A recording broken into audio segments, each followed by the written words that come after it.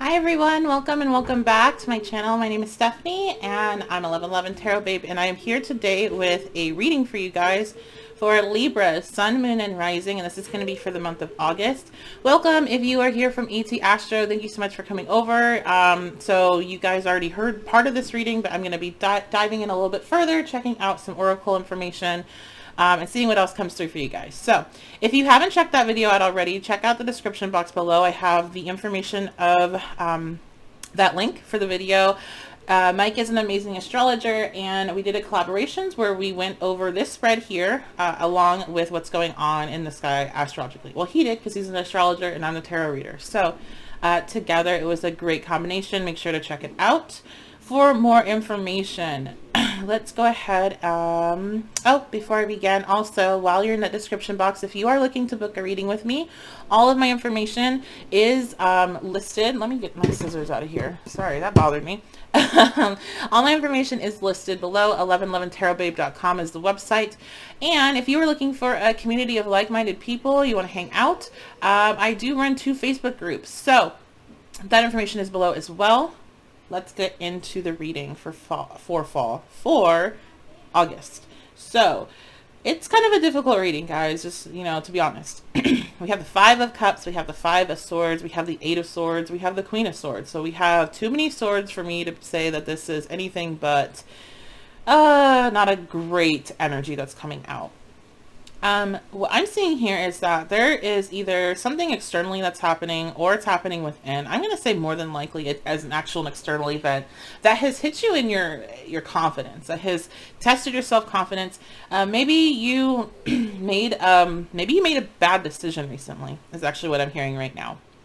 Maybe that has come in, like, kind of hit you in the ass.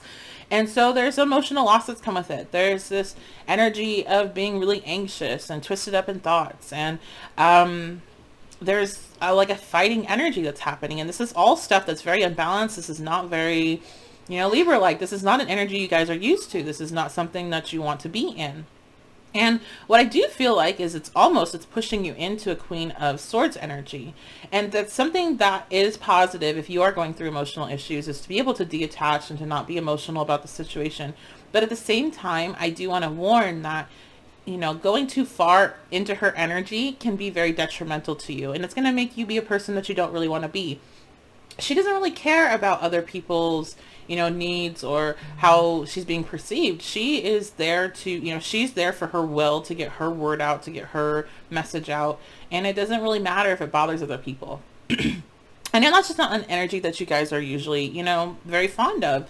So, this is something that, you could be dealing with the Queen of Swords energy in your life if you're a woman that is, it doesn't necessarily have to be a woman, but it might be a woman, but it's somebody that is very emotionally detached and doesn't really consider other people's feelings with what they're doing and how they're going about doing things.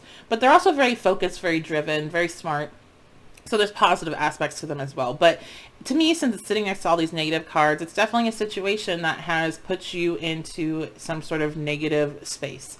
So we have the 4 of Pentacles here. There could be, I feel there's a couple of things that are coming through with this card. This could be an issue about control and you wanting to control a situation more than you maybe are really willing to admit. That's not something that is, you feel it's necessarily part of you to be controlling, but maybe in this particular situation, there's this element of control.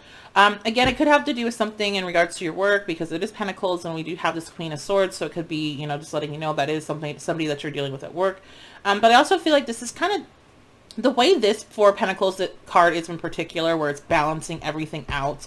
I do feel like this is letting you know you need to find that balance. You need to reconnect with your Libra qualities and not fall too far into the thoughts, the anxiety, and the emotional loss. So let's go ahead and pull some oracles and see what comes out. So this is, oops, sorry. Who am I saying sorry to? Good. I'm not even like Canadian, and I have a lot of friends from there, and I apologize to everything, including cloth, apparently. All right, so Libra. So we have the Matrix, and the Matrix comes out, lets you know that things are not what they seem. You know, something might seem like it's happening or playing out one way, and it's actually something else that's completely different is going on in the background, and you won't see the end game until you're at the end yourself. So it's kind of this like message, like just chill out, like don't, you know, like reel it back, detach emotionally. Don't think that just because what you're seeing is reality, like what you're seeing and perceiving right now is the actual reality or what the future is going to be. There's no need to get into this Eight of Swords energy. You know, it's going to happen potentially, you know, I mean, anxiety happens to everybody, and that's really that energy there. But it's, you don't need to stay in it. You know, if you can recognize when it comes in, okay, this is happening, but you know, maybe it's not, everything's as I'm thinking it is right now. Ground yourself. Yeah, that's perfect. Sitting next to the Four of Pentacles. You know, going outside, standing barefoot, especially out in the sun, you know, for like 10 minutes, can be very, very, very beneficial to you on multiple levels. So I would really highly recommend that if you're able to do that. If not, you can also ground through taking salt baths. If you're not able to do things like that physically, then you can always visualize grounding. And there's different techniques. I personally like to visualize a crystalline blue center. Sorry, I need to actually take one sip of water. Okay, much better.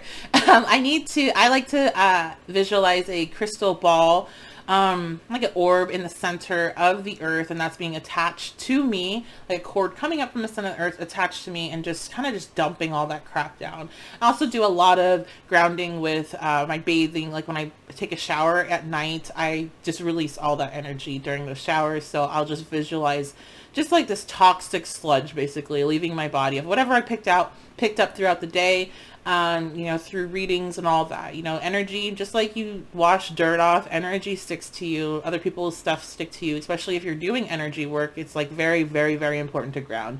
And the energy just coming down astrologically for you guys is just going to make you need to ground more often, so you can really, you know, just make sure you're staying true to yourself and not kind of falling into this more negative, the negative air energy, because there's a lot of air, you know, this is all air and you're air sign, so it's just negative. So you don't want to step into that. You would rather use that to your benefit if possible. And it might not necessarily be possible, quote unquote, and grounding will help make it be less, you know, annoying. All right, guys, let me know if this resonated with you. Let me know if you have what's going on for you in August that you know about already, and what your other placements are. I love to learn that information about you guys. So I hope you guys have a great August, and I will see you next time.